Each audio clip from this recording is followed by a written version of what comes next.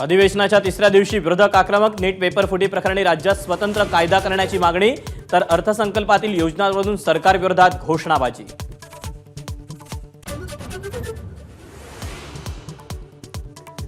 राज्यात मुख्यमंत्री तीर्थदर्शन योजना सुरू करणार. मुख्यमंत्री एकनाथ शिंदेंचा मोठा निर्णय तर मुख्यमंत्री तीर्थदर्शन योजनेसाठी नियमावली ठरवू मुख्यमंत्र्यांचं आश्वासन.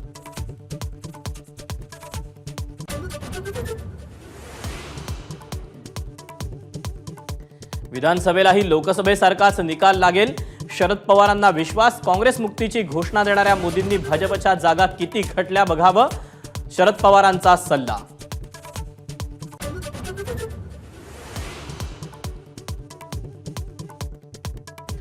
वायकरांचा मेहुणा मंगेश पंडिलकरकडे होतं अपक्ष उमेदवाराच्या पोलिंग एजंटचं आयडी कार्ड.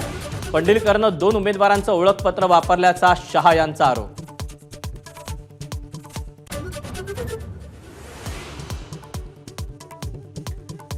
उद्धव ठाकरेंची भेट घेतल्याचं वृत्त शिवसेनेचे आमदार विप्लव बाजोरिया आणि माजी आमदार गोपीकिशन बाजोरिया यांनी फेटाळलं.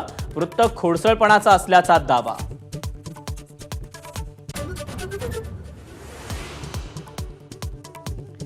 शिवसेना शिंदे गटाचे जिल्हाप्रमुख कुंडलिक खांडेंची पक्षातून हकालपट्टी.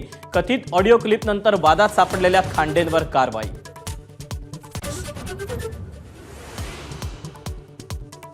नीट पेपरफुटी प्रकरणाच्या तपासासाठी सीबीआय टीम लातूरमध्ये दाखल होण्याची शक्यता.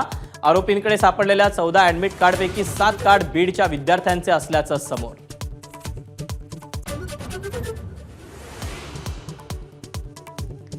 पुण्यातील वानवडीत टँकर चालवणाऱ्या अल्पवयीन मुलाकडून अपघात. टँकरच्या धडकेत काही मुलं आणि महिला जखमी तर मुलाच्या वडिलांना अटक.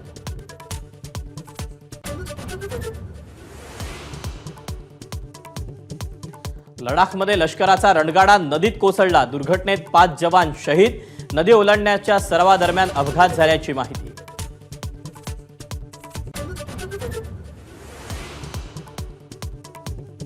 संत ज्ञानेश्वर माऊलींच्या पालखीचं संध्याकाळी पंढरपूरच्या दिशेनं प्रस्थान तर तुकोबांच्या पालखीचा आकुर्डीतील विठ्ठल मंदिरात पहिला मुक्काम.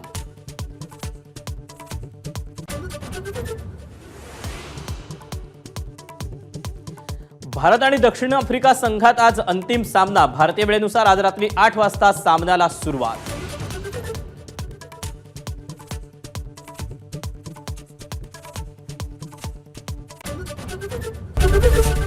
एबीपी माझा, उघडा डोळे बघा नीट.